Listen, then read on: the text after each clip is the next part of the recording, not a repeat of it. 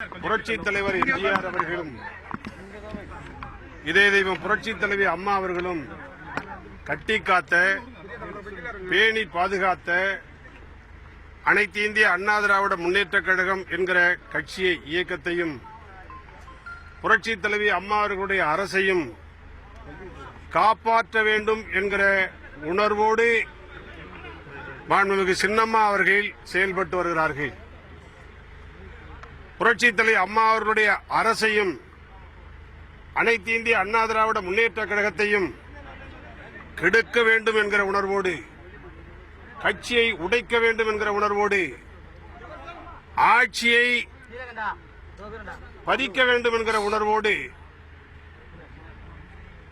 அனைத்து இந்திய அண்ணா திராவிட முன்னேற்ற கழக புரட்சி தலைவி அம்மா அவர்களுடைய தலைமையில் அம்மா அவர்களுடைய அரசை கெடுக்க வேண்டும் என்கிற உணர்வோடு ஓ பன்னீர்செல்வம் அவர்கள் செயல்படுகிறார்.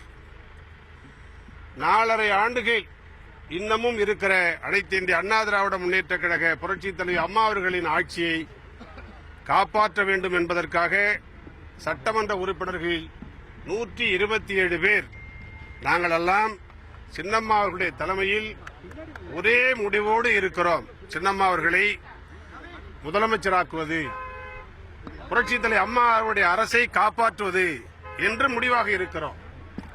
5 பேர், 6 பேர், 7 பேரை வைத்துக் கொண்டு அதிமுக ஆட்சியை எப்படி கெடுப்பது என்கிற ஒரே நோக்கத்தோடு ஓ பன்னீர்செல்வம் செயல்படுகிறார். இதுதான் நடந்து கொண்டிருக்கிற சம்பவம். 127 பேர் சொல்றீங்க, ஆனா 112 பேர் தான் இருக்கிறதா சொல்றாங்க. 127 பேர் இருக்கிறோம். 127 பேர் நாங்க இருக்கிறோம். சபாநாயகர் இருக்கிறார்ல, வேற என்ன? எப்ப ஆட்சி அமைக்க போறீங்க? கவர்னர் அழைத்தால் அடுத்த நிமிடம் ஆட்சி அமைக்கப்படும். அது நீங்க கவர்னர் தான் கேட்கணும். கவர்னர் தான் கேட்கணும். இந்த விடுதலை 94 பேர்ல பாதி பேர் வந்து கையெழுத்து போட்டு கொடுக்கல அப்படின்னு ஒரு வந்து தகவல் வந்துச்சு. அது உண்மையா? தவறான தகவல். சார், இப்ப நீங்களே சொன்னீங்க 5 இருந்தது 6 7 அப்படின்னு சொல்றீங்க. இப்ப 5 இருந்தது 6 7 வளர்ந்துட்டே போகுது. இது இன்னும் வளருமா? அங்க சிங்கிள் டிஜிட் தான், அதுக்கு மேல போவாது. 7க்கு மேல போவாது. 7க்கு மேல போவாது. கவர்னர் பன்னீர்செல்வத்தை ஹெல்ப் இன்னும் ஒரு 4 மினிஸ்டர் அங்க போறாங்க அப்படின்னு சொல்லிட்டு இருக்காங்க. கற்பனை.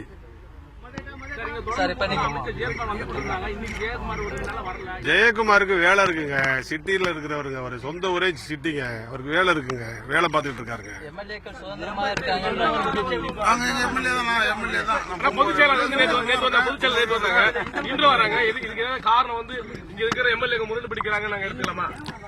அதாவது சட்டமன்ற உறுப்பினர்கள் இங்கே இருக்கிறோம். எங்களுக்கு நல்ல கருத்துக்களை நேற்று வந்து 1 மணி நேரம் பேசிவிட்டு சென்றிருக்கிறார்கள். அதே போல இன்றைக்கும் வந்து எங்களுக்கு கருத்துக்களை சொல்வார்கள், ஒரு பயிற்சியை அளிக்கிறார்கள்.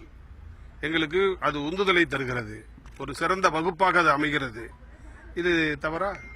சென்னையிலே வந்து நல்ல நல்ல தரமான ஹோட்டல்ஸ் இருக்குது, உங்களுக்கும் கொஞ்சம் விடுதி இருக்கு. அதை தாண்டி இவ்வளவு தூரம் வர வேண்டிய அவசியம் என்ன இருக்கு?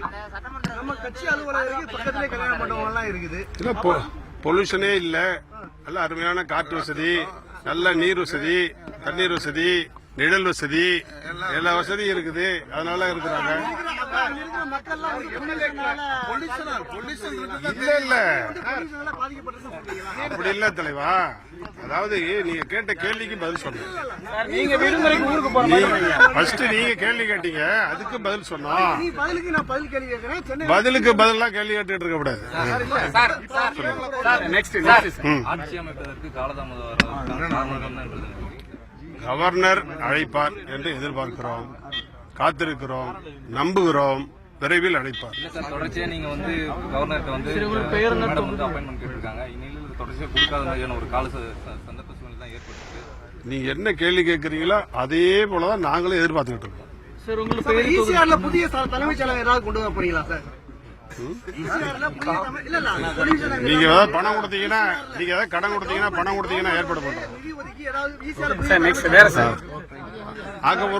ஆக்கப்பூர்வமான கேள்வி கேளுங்க.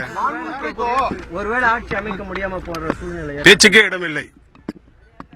ஆளுநர் மாளிகை முற்றுகையிட போவதாக தகவல் சொல்றாங்க. அப்படி இல்லைன்னா வந்து அண்ணா சமாதியில வந்து உண்ணாவிரதம் போறதா ஒரு தகவல் வந்திருக்கு. அது உண்மையா? அந்த தகவல் உங்களுக்கு யார் சொன்னா?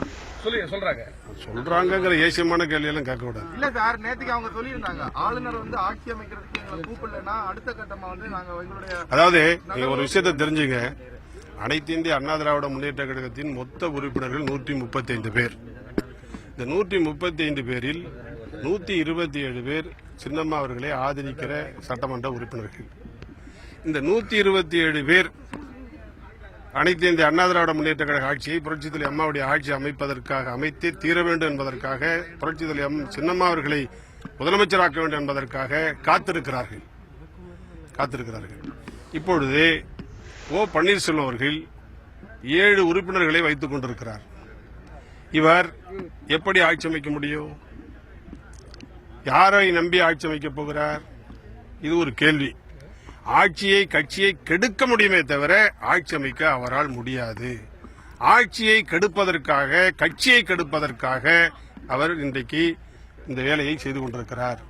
புரட்சித் தலைவர் எம்ஜிஆர் அவர்களின் 100ஆண்டு விழா நடத்தப்பட வேண்டிய ஆண்டு இது. புரட்சித் தலைவர் அம்மா அவர்கள் மறைந்ததற்கு பின்னால் முதல் பிறந்த நாளை கொண்டாட போகிறோம். இப்போது இதில் இந்த பணிகள் எல்லாம் இருக்கிறது. அது மட்டுமல்லாமல் மக்களுக்கு நிறைவேற்றப்பட வேண்டிய ஆக்கப்பூர்வ பணிகள் நிரம்ப இருக்கிறது. வறட்சியால் பாதிக்கப்பட்டிருக்கிற தமிழ்நாட்டு மக்களுக்கு நிவாரணம் அறிவிக்கப்பட்டிருக்கிறது.